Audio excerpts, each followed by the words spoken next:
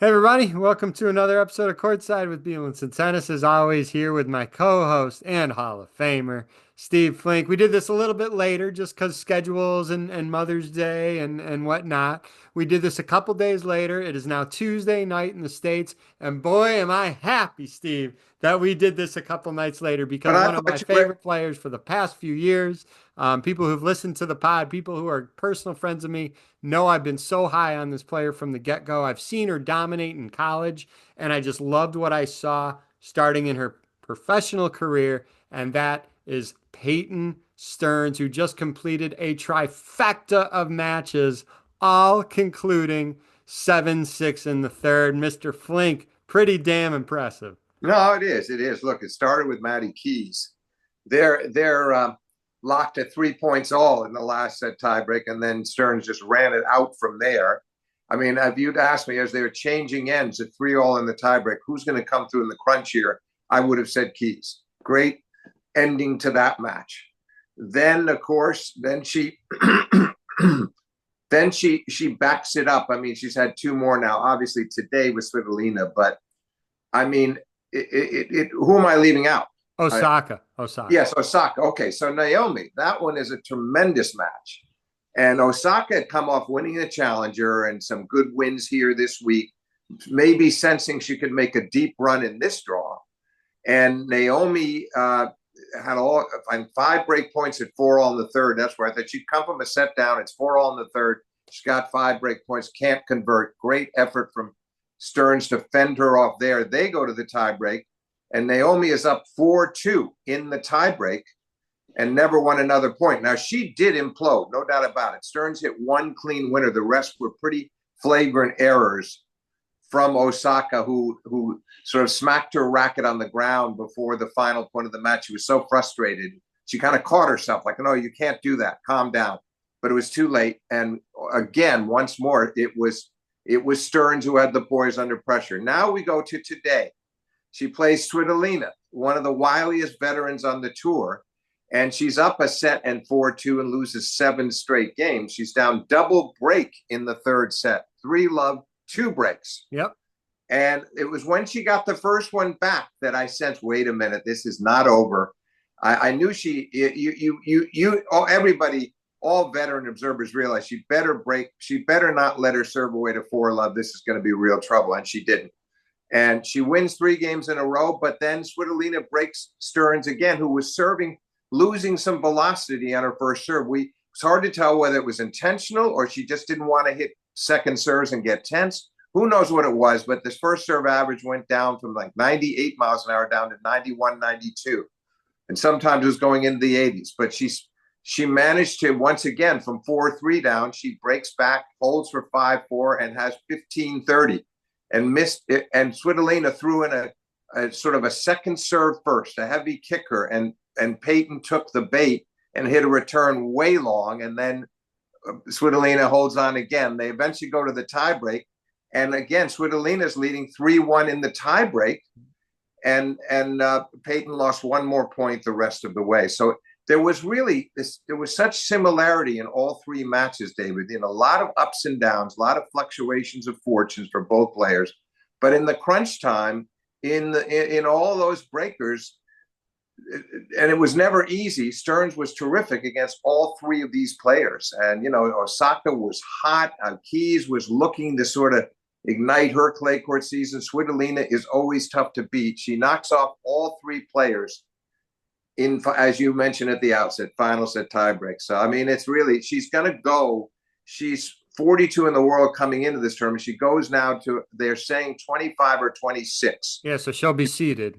Yeah, so that guarantees a seeding, whichever it is. And she's not done yet. She's going to play Paolini in the semis. She might win that match. That'll be a fascinating match because we know she's going to have to be patient. We know how well Paolini counters and covers the court and extends the rallies and makes you beat yourself. She's very good at that. Pro crowd for Paolini too, Steve. But Peyton mentioned in the interview that she's played college tennis and she's had plenty of people cheering against her. So she doesn't shy away from much, Steve. She is a fierce competitor. No, she's fierce and she has her moods like any other player, and you could hear her camp sometimes trying to pep her up again.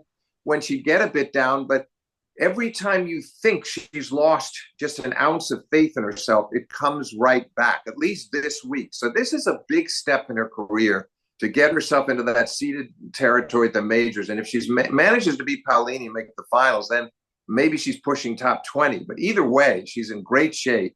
And she's earned it. I mean, and she's earned it. I mean, she was sick after the Osaka match. You saw her right, go to the garbage basket and get sick after that match. I mean, she's played I think even before, heck of a lot of tennis. Even before it was over, I think she might have first gotten sick at the changeover 6-5 in the third. And then today she needed a medical trainer timeout. I think it was at 3:11 the third that she took it. Long break, and that may have helped her and to make that comeback. But whatever the case, she clearly hasn't been feeling her best in all these matches, and yet she's had the resilience and she's had the gumption to get through all of them. So I mean, I think she really believes she'll win that semifinal, and I think she means what she says about the atmospherics of college tennis and similarities to what she might confront here.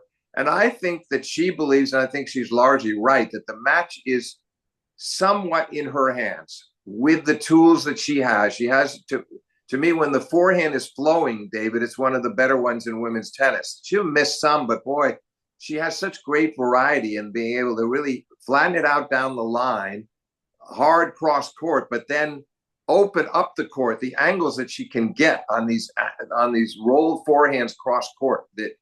Just spectacular, and she can pass with that shot too. So her forehand could be the controlling factor in that match with Paolini. I'm fascinated. Well, I don't think it's going to be easy. I think it could be another one of these 3-set skirmishes, but I do like her chances. Gets a day off, thank God. So that's good for Peyton. What's that? Peyton gets a day off now. She'll need it. And look, the Paolini match would be a very physical match. There's no doubt that Paolini, one of her objectives will be to keep Peyton out there and make her feel the physical effects of that match from start to finish. But I just feel like Stearns has the capacity at times. She will be able to hit a lot of winners, if she's patient, and she won't feel under a lot of duress herself. She'll feel like she has more to say about who's going to win those points than her opponent does. That's my feeling coming in. On the other hand, I have to say, Paolini, she had a great comeback today. She was down a set and 4-love and came back and won in 3 sets against a tricky left-hander. I mean, that was not an easy win today for her, and that's a big lift for her. Just like it's a lift for Peyton to win these string of 3-setters, 3-set third set tiebreaks match. This is one of those things where Paolini comes in knowing she could easily have been ousted today. She could have been gone today, and she's still alive.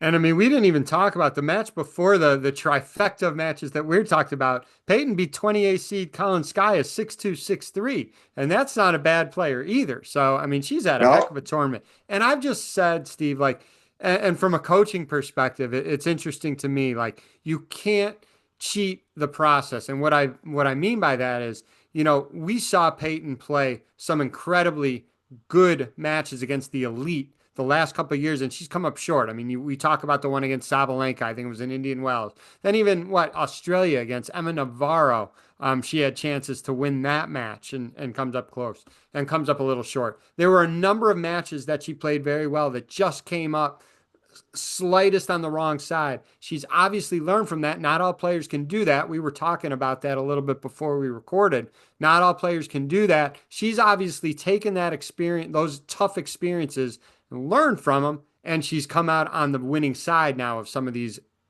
incredibly close matches. Now, no one's going to bat 1,000. You're going to lose some of them. The margins are so thin in tennis. You're going to win some, you're going to lose some. But at least on her side, the short losses did not crush her or her career. She's going to have her fair share of wins in these types of matches. And I agree. To see that develop over time is just it's pretty awesome to see.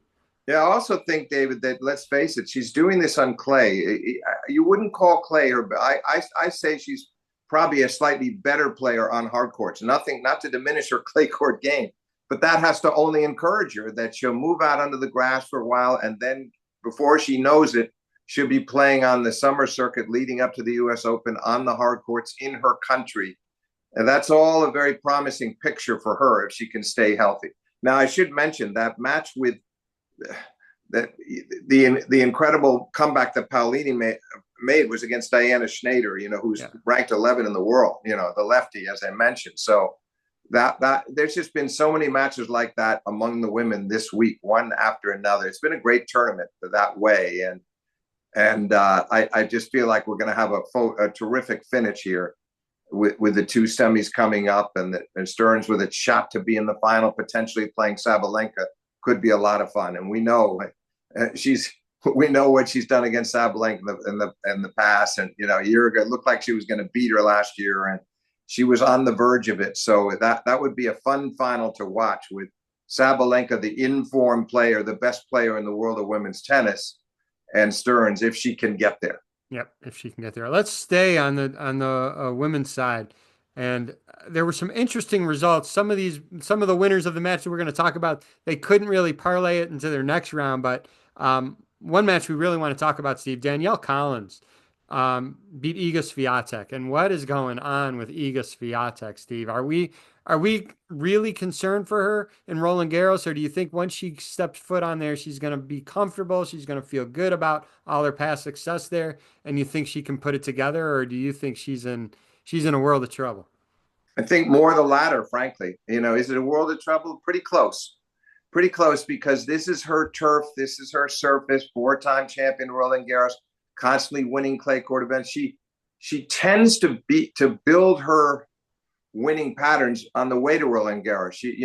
Most years she's winning tournaments on the way in there, winning a lot of matches, comes in there fully believing in herself. This time she's going to need some breaks with the draw. Something is really wrong. Too many one-sided sets. It happened again with Danielle, and she played much better in the second set, but eventually lost it 7-5. She's doubting herself, and doubting herself in a serious way. So I feel like I don't like her chances at Roland Garros, because I feel like right now, the Iga we're watching now in this state of mind is fragile emotionally. There's just too many players on given days. They have to play well, granted, but not that well necessarily. The kinds of sets that Iga's turning in, we didn't see this from her on clay in the past. So I feel like she'd come off that pasting, that sound defeat against Coco 1-1, and then to lose badly and straight to Danielle here on the heels of that, when she needed so many more matches. I feel like it would be a remarkable story if she did turn it around. To me, I just don't like her chances in Roland Garros. I think if she does it, I tip my hat to her to find the form to turn it around that significantly in such a short time. I think is going to be tough, and I frankly think the coming months are going to be tough. And it's going to be a matter. My guess is she has to reap. She doesn't win Roland Garros. She doesn't win Wimbledon, where she's never done that well. And maybe over the summer on the hard court, she starts finding it to some degree and has a better open. But it's sort of a matter of rebuilding and reimagining herself for next year, because I don't like where this year is headed. I don't want to be premature and say this year is over. But this is usually where this is the platform she builds year after year, David, is great success on the clay, winning Roland Garros. She feels like she's made her year, because she still has, obviously she's won one U.S. Open, hasn't won the Australian, hasn't won Wimbledon. So Paris has always been crucial to her. And to do it this year, I think the odds are strongly against her. Now, I'm not going to count her out, because when you've had that much success at a place, she might sort of find that magic again.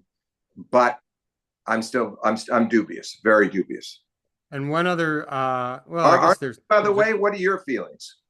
Iga, I think she's going to be still very, very dangerous at Roland Garros. I don't think any opponent would be looking forward to playing her in the upcoming weeks there, just because she's done so well there. Sometimes you get to a place where you're very comfortable and things come together. I mean, she's still Iga Swiatek. I agree with you. She's not, in a great place by any means right now, but I would not be surprised if she had a good run in Roland Garros. I mean, again, she's not had a great year, but Australian Open, she was a point away from getting to the finals.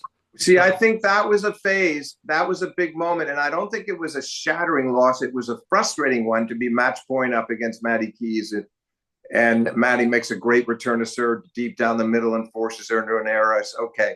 You lose a hard fought, well played semifinal. And it shouldn't have been the worst thing in the world. But since then, it's been very disappointing. I mean, that seems like ancient history now. That kind of tennis that Iga was playing in Melbourne is not what we're seeing now on a surface that suits her much better. I have to believe, David, whatever it is, there's something going on off court. And that's her business, and that's her, that's her life, and who knows what it is. But I think it has to go beyond her tennis because she's just so far off by her normal standards. Two other matches on the ladies' side that I just want your quick thoughts on. Bianca Andreescu, who we all love to watch. She just can't stay healthy, unfortunately for her. She beat Elena Rybakina 6-2, 6-4. She then loses her next match, but I think we all wish Bianca well because we all know how good she is. Remember winning the 2019 U.S. Open. She's beaten a lot of the top players. She just can't string together enough tournaments, unfortunately, because of health reasons.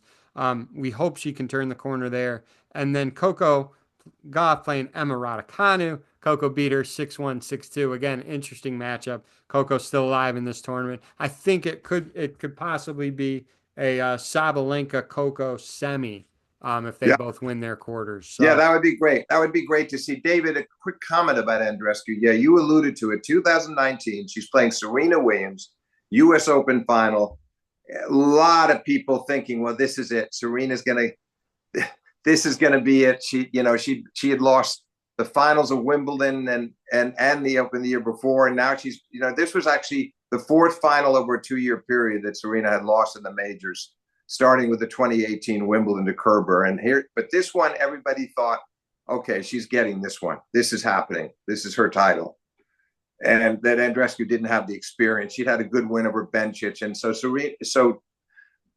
Andreescu returned serve that day about as well as I've ever seen anybody do against Serena. The second serve returns were devastating, taken so early. She's killing her. She's up a set in 5-1, and Serena goes on a tear and goes up 6-5, and the crowd was euphoric. I mean, they sensed a major comeback for Serena, and Bianca managed to fend Serena off there, get into and close her out. Actually, it wasn't 6-5, got her to 5-all, but she really threatened to 7-5, right? It was 7-5, but it was looking like Serena was going to she'd come all the way back from 5-1, and it looked like she was going to maybe pull this match out in 3 sets. And the poise that Andreescu showed to close out Serena from there in those last couple of games was remarkable. And I thought at that stage we're going to be seeing a lot of her in the latter stages of majors because you and everybody, Steve. You and everybody. Yeah, but so much variety, so much ability, so much mental toughness, and it's a shame that she's had just a barrage of injuries ever since.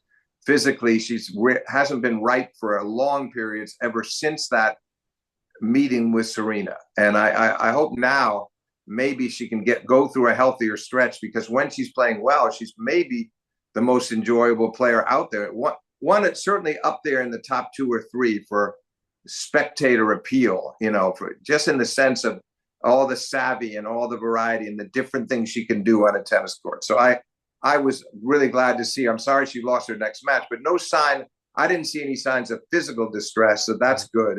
And I hope she's sort of starting on her way back now. Just wanted to make that comment. Yeah, no, I myself and I think a lot of others want her to stay healthy and continue to play real good tennis. All right, let's flip it over to the men's side. That was good. That's 20 minutes all on the WTA side. We often don't do as much on the WTA side, so that was very fun. All right. By the way, just a quick final comment on that, because you mentioned we already talked about this potential Stearns semifinal against Paolini. Well, not potential. It's there. We have it. Then now we have a potential, as you mentioned, we've got Coco playing, potentially having a Coco and Sabalenka, and that would be interesting coming Coco's got a big good match. Andreeva's good. Coco's going to have a tough match with her. Oh, yeah, no, she will. But if she wins it, which I think she might, coming off their last win over her, the way she's been playing these last 2 tournaments, I kind of like her chances to play Sabalenka again. And it would be interesting in a rematch to see it, because Coco should probably have had that final in a 3rd set against she was on the verge and serving for the 2nd set to take it into 3 against Sabalenka in their recent final and lost it. Good comeback from Sabalenka to prevent a third set. But their matches are always intriguing. And I just think it's really actually not a bad matchup for Coco. And Sabalenka just outplayed her that day. Yeah. But not every time, and we know that from the U.S. Open final a couple of years ago. And I feel like their matches are always intriguing. So that would be every bit as interesting if we get it as Stearns on the other side against Paolini with, different game styles, different temperaments. We could get two great semis. And if it's Andreeva, so be it. That's also a very interesting semi.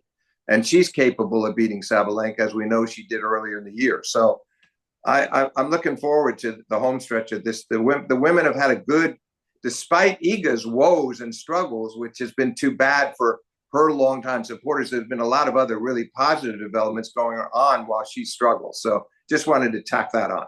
Yeah, no, this is all great stuff. All right, let's flip it over to the men's side. May not spend as much time on it, but I do want to hear your thoughts on a few things. My birthday twin, Tommy Paul, right? We got big birthdays coming up on Saturday, May 17th. Mine's a milestone birthday. I'm a little bit older than Tommy, just a little bit. Mine's a milestone birthday. I hit the big 5-0, which I still can't believe, but that's on Saturday. Tommy's still alive. He's playing great. He just beat Alex de Minaur today. First time. I think it was 0-5 against him, and he won in straight sets, 7-5, 6-3. He's alive. And then earlier today, Carlos Alcaraz won 7-5 in the third over Karin Khachanov. Jack Draper won in three sets. So they're going to play each other in the quarters, Alcaraz and Draper, which is going to be a really, really fun match to watch. Well, they played 5 times. I guess Carlos is 3-2. And a couple of those matches that Carlos won, Draper had to retire, including in Australia early in the year. Mid-match retirements where he was hurting for whatever the reasons. And then he beat him at Queens last year, beat him at Indian Wells this year.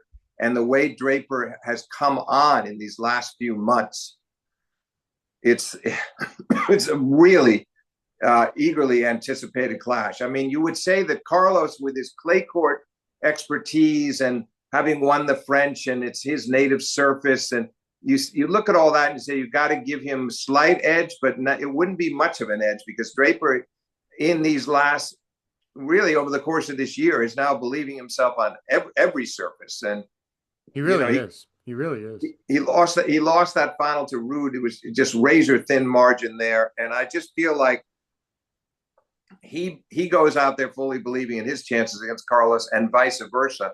And it should be a great match. I don't see us having these one-sided sets like we did in Indian Wells before, a hard-fought third set where it was like 6-1, love 6. Right. Jack 6-1, Carlos 6-love, and then a nice third set.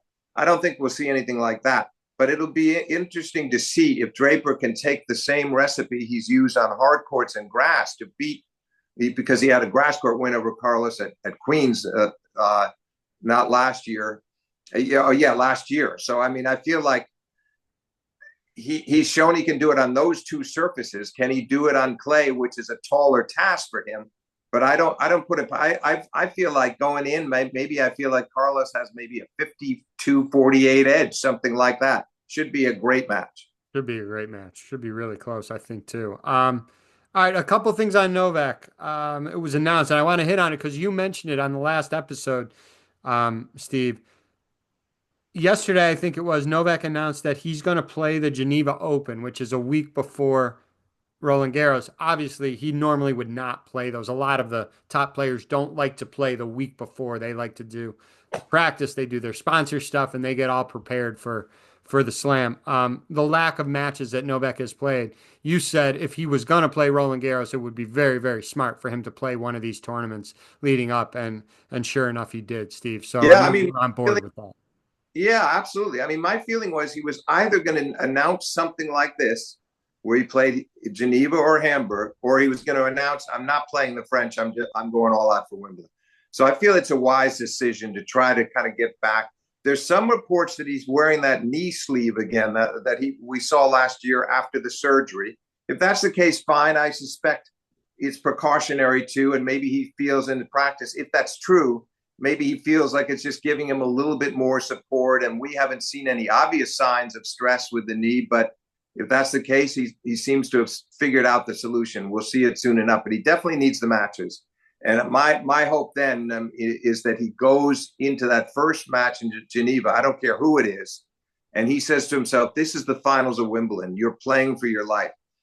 Just put these losses behind him and get fired up for that match, and just Yeah. start with one win and build from there. But and anything better than a first round loss is good for him in Geneva to get ready for Paris. And I suspect that's what we're going to see, that he'll be in a different frame of mind than we saw in those where he lost his opening round matches in the last couple of tournaments, because he'd been so good in Miami on the hard courts to get to the final, then hasn't won a match on clay this season. So this becomes pretty important for him if he's going to try to make that spirited run that he'd like at Roland Garros. Be very, very interesting. And I guess Fritz will be there. It's a good field. I think Ruud is in that field. It's a 250, but it's a very strong field for a 250. Doesn't matter, because in the first couple of rounds, those are not the people he'd be meeting. And the big thing for him is not necessarily if he wins this title, it's a complete bonus. But the big thing is 2 matches, 3 matches, 4, whatever he can get. Agreed. And then the last thing we'll hit on before we wrap up, announced early today that Novak and Andy Murray, they're ending their coaching player relationship. I figured, if this went okay through clay, they definitely want to do it through Wimbledon. I think Novak would like to pick Andy's prowess at Wimbledon, maybe. And then if that went well, maybe through, the summer hard court season culminating in the U.S. Open. But I think everything had to line up perfectly for that. And Andy wanting to do this all year and, traveling, and he has got a family too. But I I think I'm he not would have. surprised. I guess they're not totally surprised that they ended this way, especially with Novak's struggles a little bit. No, it's not a shock. I like you and like many others did think it would that he'd want to have him there at Wimbledon. I just think I get the feeling that behind the scenes they got along well, and Yes. and I think Novak meant what he said about enjoying getting to know him, knowing him better, and enjoying the time together. But what I sensed during the matches was the chemistry was not there. That he likes Djokovic likes somebody, whether it was Goran or whether it was Boris Becker before that, and Marian Vida, all the people that coached him. They're naturally kind of on their feet and shaking their fists and yelling to him, and he might yell back, but there was a certain type of it was a sort of a highly charged atmosphere that he thrived on. And they kind of knew it was natural for them. For some reason, it was not natural for Andy to be up on his feet a lot. And you could see him almost working at it. And it wasn't that I don't think he wanted the best for Novak, but I think he had trouble adapting to the role. And so that's the reason I'm not shocked. And it's too bad, because I think the intentions were good for both of them. Novak hired him hoping he'd find inspiration, and Andy thought, if I can help him now, coming up my retirement, this could be a lot of fun and very fulfilling. And didn't work out, but I suspect they'll stay on very good terms. Oh yeah, this was not something that will end friendships or anything like that. That would be really terrible if that. No, I don't think it will. But I think the interesting part will be, does Novak continue on his own?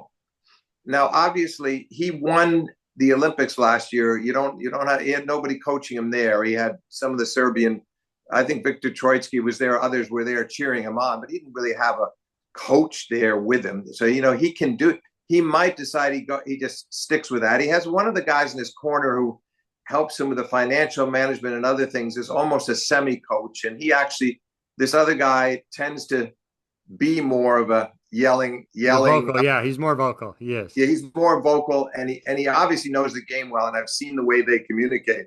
And he may feel he can get enough from him, and that could be true. The main thing is he's got to find something from within. Yeah.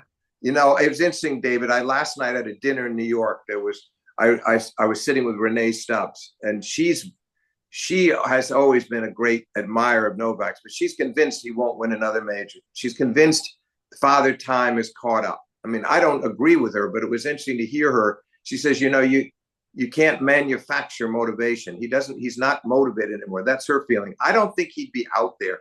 I think if he kind of took this break like he did just now, where he said, no, Rome, I'm going to clear my head for a while, and then I'll decide what I want to do about Paris. And then, of course, he decides to enter Geneva.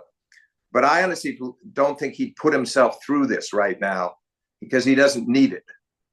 he doesn't have. He's done everything. He's got his 24 majors. He's got his 99 titles. 8 years finishing number one. He has so many prodigious achievements that this is all about a little icing on the cake and proving something to himself. And I think when it reaches the point where he says to himself, you don't want it enough anymore. You just don't want it. That's when I think we will see him put the racket down. But that's why I'm happy that he made this decision now to go to Geneva, because it tells me, no, I'm not giving up yet. I've had a tough time recently. This has been a rough year, but I'm not done. And he also hears those voices. And I even said to Renee, I said, it would be interesting. I would love to have him sitting here right now hearing you say that, because somebody who knows as much as you know, when he hears people being scared, I think that's actually, he feeds off of that.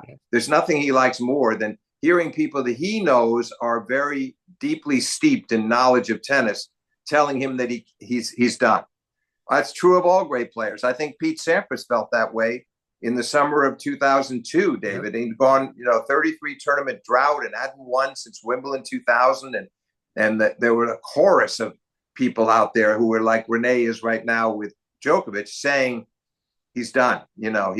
He has his record 13 at that time, and he just doesn't, it doesn't matter as much to him as it used to. And they saw him losing in the ordinary tournaments or the non-slams, and they thought it's over. And he came into the U.S. Open seeded 17th, won the tournament over Agassi in the finals in 2002. So I feel like there could be a parallel here if Djokovic kind of decides that what's going to fuel him now are the critics. That could be a very good. That could be what gives him that highly charged, provides that driving force to get it done one more time. Got it. All right. Well said. And that's good insight with your conversation with Renee. Hopefully if Renee listens to this, she won't debate, or fight any of the points that were made on this discussion. I know she No, I understand. Listen, I understand her feeling. I understood the reason why some of the people doubting Pete. I get it. And sometimes those people are right, but I don't believe it. I believe that, you need a few breaks, and maybe in one of these majors, he plays Carlos in the semis, and then he's supposed to play Sinner in the final, and Sinner loses to whomever. It's not, you're not automatically going to have to go through both of those guys every time. There's different circumstances that can lead to a title like that, but it only takes that small opening for him to pounce, as long as he can get his teeth into it, as long as he can find his spirit again. That's what makes this stage of his career so interesting to watch, because the Olympics was that was the only missing link in his career, and he got it. But as I say, I don't think he's not going to be. He wouldn't be out there now. He wouldn't be putting himself through this. He doesn't like. They all hate losing. They hate the taste of it, and I feel like he's out there with a purpose now. And what he's saying is, I'm going to Roland Garros, and I'm going to try it. I want that title back. And if I don't get that, I'm going to Wimbledon. And that's really, unfortunately, they're so close together. French and Wimbledon are really close together, and they're not a big gap anymore between Wimbledon and the Open, so that he can really pour his energy into those last three majors and see what happens. Well, I'll see how it develops. All right, we're going to wrap it up. This was fun. Again, a lot of emphasis on the WTA side, which was a lot of fun, and deservedly so, because that field and those matches have been very, very exciting. Let's see if the dream run here for Peyton can continue. And anything else, Steve, before we sign off? No, I didn't expect that we're going to do that, but there's just so much going on with the women this week that's been interesting. But boy, the men are from here on in is going to be every bit as fascinating, because we might potentially get Alcaraz and Sinner. We don't know how, Sinner with his first tournament back to be in the quarters is a great effort. Carlos getting through some tough struggles, including 7-5 in the third against Hachinov today. And they're not going to lose center stage themselves. The men's event, I think, from starting tomorrow is going to pick up substantially, and they're going to, and it shaping up as one of the better Romes we've had in a very long time. Well, let's just hope. I'll personally hope that my birthday twin, different years, we were born on different years. Personally hope my birthday twin is still alive in this tournament on Saturday. So we'll leave it at that. Steve, this was fun. I appreciate your time, and we'll do the recap when this is all said and done next week. Thanks, David, and happy birthday in advance. Thank you.